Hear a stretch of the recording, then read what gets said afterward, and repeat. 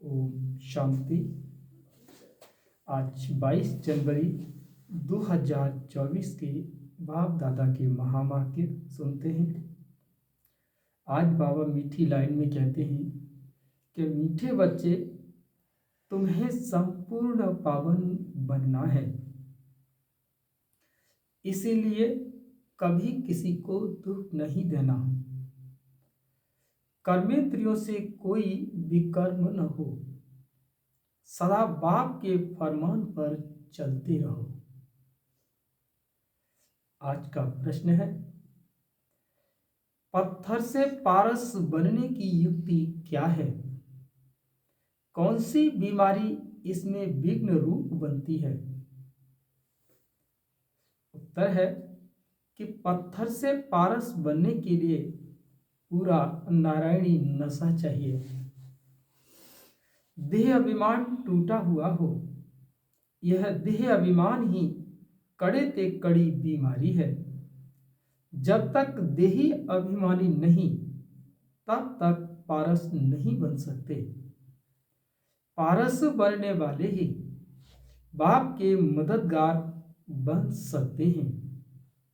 दूसरा point, service भी तुम्हारी बुद्धि को सोने का बना देगी। इसके लिए पढ़ाई पर पूरा अटेंशन चाहिए। ओम शांति। रूहानी बच्चों प्रति रूहानी बाप सावधानी देते हैं कि बच्चे अपने को संगम युगी समझो। सतयुगी तो नहीं समझेंगे, लेकिन तुम ब्राह्मण ही अपने को संगम युगी समझेंगे, और तो सभी अपने को कलयुगी ही समझेंगे। बहुत फर्क है सतयुग और कलयुग, स्वर्गवासी व नरकवासी। तुम तो न स्वर्गवासी हो न नरकवासी हो, तुम हो पुरुषोत्तम संगमवासी। इस समय को तुम ब्राह्मण ही जानते हो और कोई नहीं जानते। तुम फल जानते भी हो, परंतु भूल जाते हो। अब मनुष्य को कैसे समझाएं? वे तो रावण की जंजीरों में फंसे हुए हैं। राम राज्य तो है नहीं, रावण को जलाते रहते हैं। इससे सिद्ध है कि रावण राज्य है। राम राज्य क्या है और रावण राज्य क्या है, यह भी तुम समझते हो। नंबर 12, बाप आते हैं संगम युग पर, तो यह भेंट भी अभी की जाती है। सतयुग और कलयुग की। कलयुग में रहने वालों को नरकवासी, सतयुग में रहने वालों को स्वर्गवासी कहा जाता है। स्वर्गवासी को पावन, नरकवासी को पतित कहा जाता है। तुम्हारी तो बात ही निराली है। तो तुम इस पुरुषोत्तम संगम युग को जानते हो।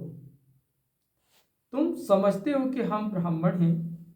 वर्णों वाला चित्र भी बहुत अच्छा है, इस पर भी तुम समझा सकते हो। कॉन्ट्रास्ट बताना चाहिए कि जो मनुष्य अपने को नरकवासी, पतित, कंगाल समझे। लिखना चाहिए कि अब यह पुरानी कलयुगी दुनिया है। सतयुग नई, स्वर्ग नई दुनिया है। तुम नरकवासी हो या स्वर्गवासी, तुम देवता हो या असुर।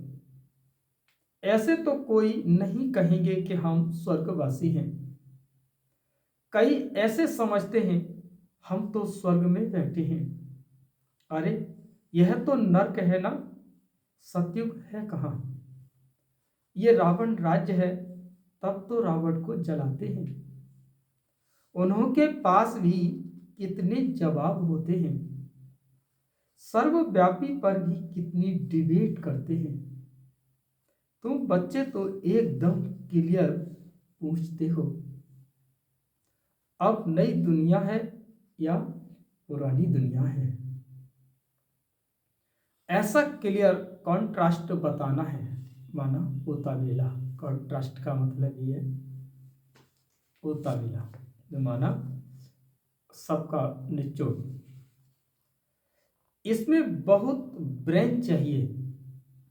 ऐसा युक्ति से लिखना चाहिए जो मनुष्य अपने से पूछे कि मैं नरकवासी हूं या स्वर्गवासी। ये पुरानी दुनिया है या नई दुनिया है, ये राम राज्य है या रावण राज्य। हम पुरानी दुनिया कलयुगी दुनिया के रहवासी हैं या नई दुनिया के वासी हैं। हिंदी में लिख करके फिर अंग्रेजी गुजराती में ट्रांसलेट करें तो मनुष्य अपने से पूछे कि हम कहाँ के रहवासी हैं। कोई शरीर छोड़ते हैं तो कहते हैं कि स्वर्ग पधारा, लेकिन स्वर्ग अभी है कहाँ? अभी तो कलयुग है, तो जरूर पुनर्जन्म भी यहां ही लेंगे ना। स्वर्ग तो सत्य को कहा जाता है, वहां अभी कैसे जाएंगे? ये सब विचार सागर मंथन की बातें हैं। ऐसे क्लियर कॉन्ट्रास्ट हो, उसमें लिख दो भगवान वाच। हर एक अपने से पूछे कि मैं सतयुगी राम राज्य निवासी हूं या कलयुगी रावण राज्य का निवासी हूं। तुम ब्राह्मण हो संगमवासी, तुमको तो कोई जानते ही नहीं, तुम हो सबसे न्यारे।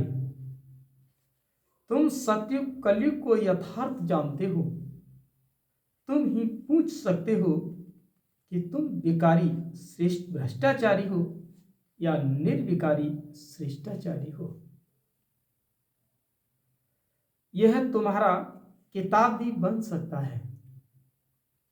नई नई बातें निकालनी पड़ेगा, जिससे मनुष्य समझे कि ईश्वर सर्वव्यापी नहीं है।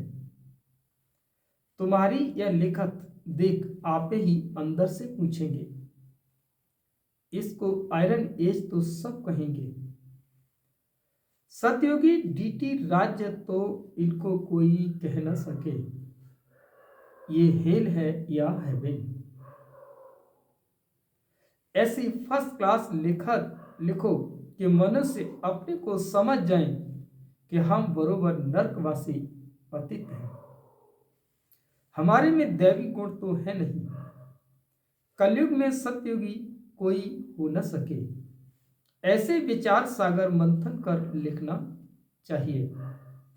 जो ओटे सो अर्जुन, गीता में अर्जुन का नाम दिया है। बाबा कहते हैं कि यह जो गीता है उसमें आटे में लू नमक है। लू और चीनी में, लून और चीनी में कितना फर्क है? वो मीठा और वो खारा। श्री कृष्ण भगवान वाच लिखकर गीता ही खारी कर दी। मनुष्य कितना दलदल में फंस पड़े हैं। विचारों को ज्ञान के राज का पता भी नहीं है। ज्ञान भगवान तुमको ही सुनाते और किसी को पता ही नहीं।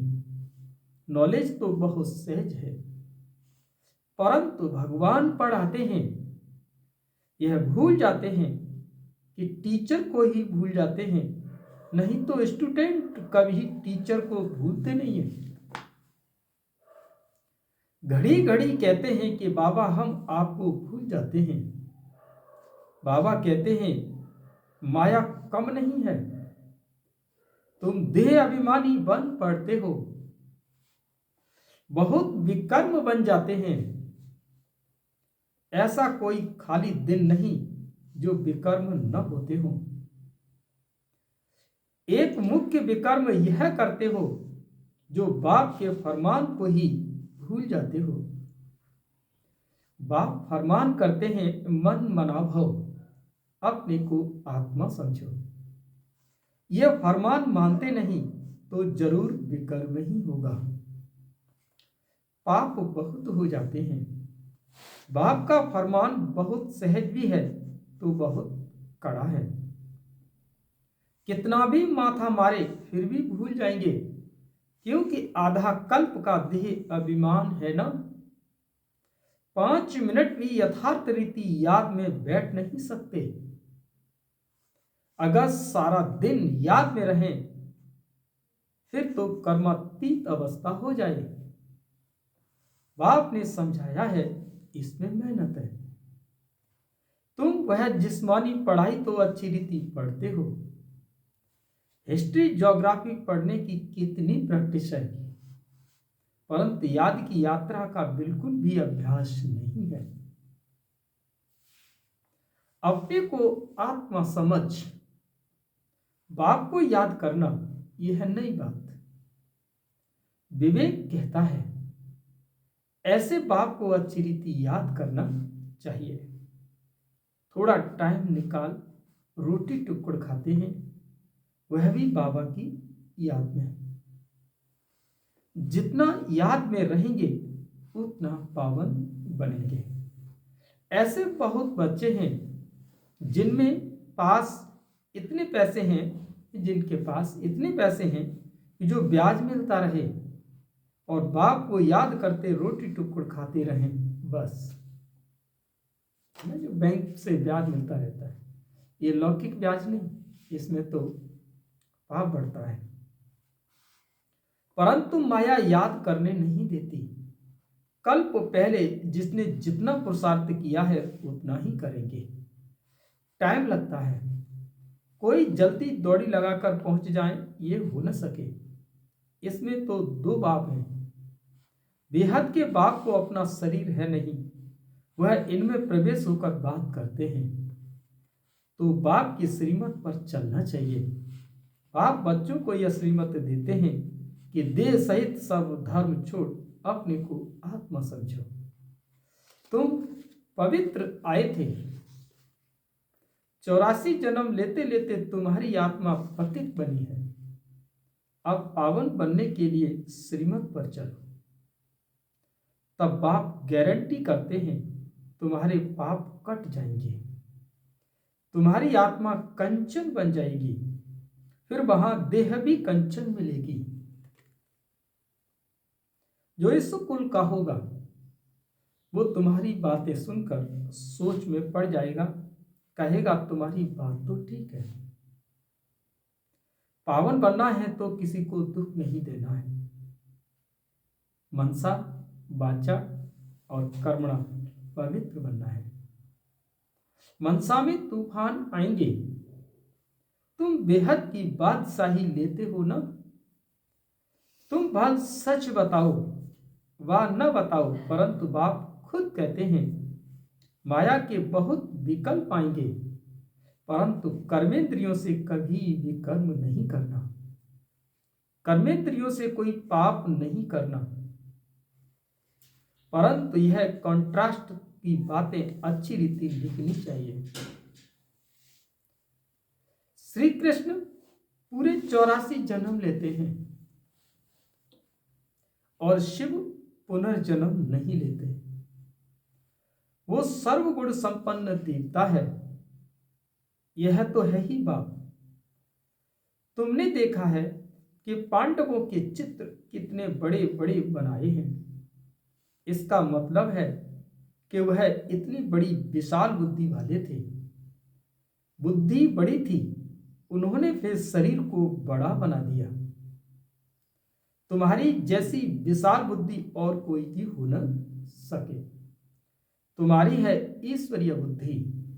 भक्ति में कितने बड़े बड़े चित्र बनाकर पैसे बर्बाद करते हैं। कितने वेद शास्त्र उपनिषद बनाए, कितना खर्चा किया। बाप कहते हैं तुम कितने पैसे कमाते आए हो। बेहद का बाप उलाहना देते हैं, तुम फील करते हो बाबा ने तो पैसे बहुत दिए, राजयोग सिखलाकर राजाओं का राजा बनाया। वो जिस्मानी पढ़ाई पढ़कर बैरिस्टर आदि बनते हैं, फिर उससे कमाई होती है। इसीलिए कहा जाता है नॉलेज सोर्स ऑफ इनकम है। ये ईश्वरीय पढ़ाई भी सोर्स ऑफ इनकम है, जिससे बेहद की बादशाही मिलती है। भागवत, रामायण आदि में कोई नॉलेज नहीं है। एम ऑब्जेक्ट भी कुछ नहीं। बाप जो नॉलेजफुल है वो है बैठ तुम बच्चों को समझाते हैं। यह है बिल्कुल नई पढ़ाई। वह भी कौन पढ़ाते हैं? भगवान। नई दुनिया का मालिक बनाने के लिए पढ़ाते हैं। इन लक्ष्मी नारायण ने यह पढ़ाई से ऊंच पद पाया। कहाँ राजाई कहाँ प्रजा। कोई की तकदीर खुल जाए तो बेड़ा पार है।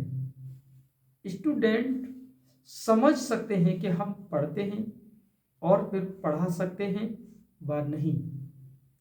पढ़ाई पर पूरा अटेंशन रखना चाहिए। पत्थर बुद्धि होने के कारण कुछ भी समझते नहीं हैं। तुमको बनना है सोने की बुद्धि। वह उन्हों को की बनेगी जो सर्विस में रहेंगे। सोने की बुद्धि उन्हीं की बनेगी जो सेवा करेंगे। बैज पर भी किसी को समझा सकते हो कि बेहद के बाप से बेहद का वर्षा लो। भारत स्वर्ग था ना, कल की बात है। कहाँ 5000 वर्ष की बात, कहाँ लाखों वर्ष की बात। कितना फर्क है। तुम समझाते हो तो भी समझते नहीं, जैसे बिल्कुल ही पत्थर बुद्धि है। यह बैज ही तुम्हारे लिए जैसे कि एक गीता है। इसमें सारी पढ़ाई है। मनुष्यों को तो भक्ति मार्ग की गीता ही याद रहती है। अभी तुम जो बाप द्वारा गीता सुनते हो उससे तुम 21 जन्म के लिए सदगति को पाते हो। शुरू शुरू में तुमने ही गीता पढ़ी, पूजा भी तुमने ही शुरू की है। अब पुरुषार्थ कर गरीबों को भक्ति मार्ग की जंजीरों से छुड़ाना है। कोई न कोई को समझाते रहो, उसमें से एक दो निकलेंगे। अगर 5-6 इकट्ठे आते हैं तो कोशिश कर अलग अलग फॉर्म भराए अलग अलग समझाना चाहिए। नहीं तो उन्होंने से भी ऐसा होगा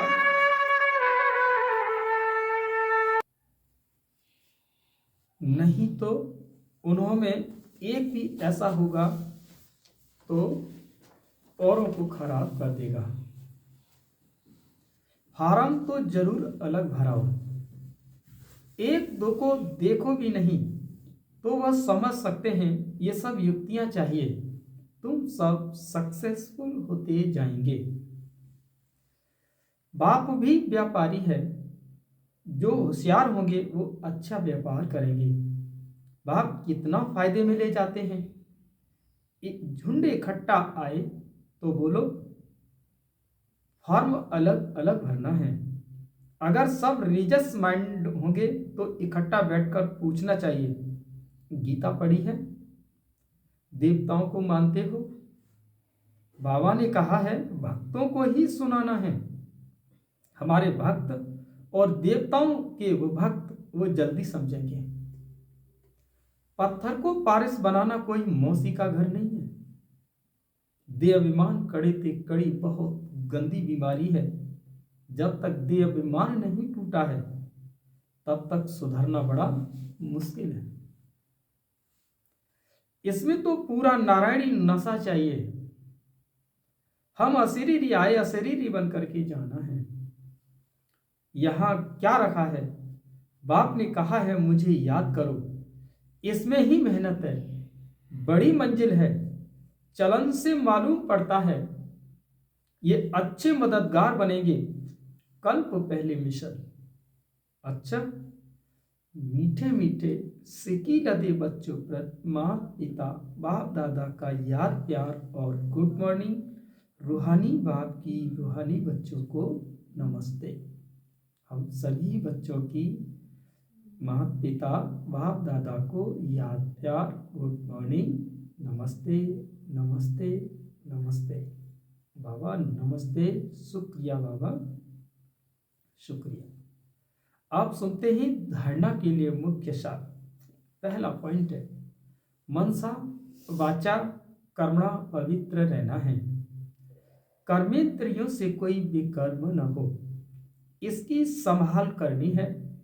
आत्मा को कंचन बनाने के लिए याद में जरूर रहना है। दूसरा, देह अभिमान की कड़ी बीमारी से छूटने के लिए नारायणी नशे में रहना है। अभ्यास करो, हम अशरीरी आए थे, अब अशरीरी बनकर वापस जाना है। वरदान है आज का, योग करने और कराने की योग्यता के साथ साथ प्रयोगी आत्मा भाव, खुद को भी प्रयोग करना है। ऐसा नहीं कि हमें वक्ता बन करके या हमें ऐसा कोई रट करके हमें योग करा दिया, वो चीज हमारे अंदर भी होनी चाहिए। बाप दादा ने देखा बच्चे योग करने और कराने दोनों में होशियार हैं, तो जैसे योग करने कराने में योग्य हो, ऐसे प्रयोग करने में योग्य बनो और बनाओ। अभी प्रयोगी जीवन की आवश्यकता है, प्रैक्टिकल की आवश्यकता है। सबसे पहले चेक करो कि अपने संस्कार परिवर्तन में कहां तक प्रयोगी बने हैं, क्योंकि श्रेष्ठ संस्कार ही श्रेष्ठ संसार की रचना की नींव है। अगर नींव मजबूत है तो सब अन्य सब बातें स्वतः मजबूत तो हुई पड़ी हैं। स्लोगन है, अनुभवी आत्माएं कभी वायुमंडल व संग के रंग में नहीं आ सकती। अनुभवी आत्माएं कभी वायुमंडल व संग के रंग में नहीं आ सकती। अव्यक्त इस साइलेंस द्वारा डबल लाइट फरिश्ता स्थिति का अनुभव करो। आज 22वें दिन कैसे करना है अनुभव, कि सदा खुशी के झूलने वाले, सदा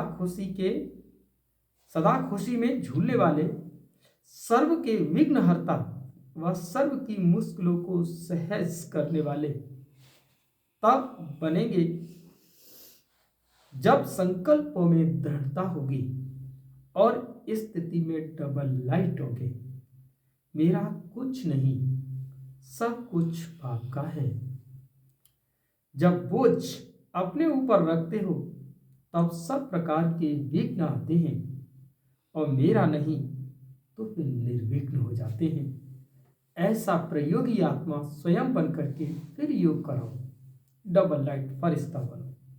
अच्छा, ओम शांति।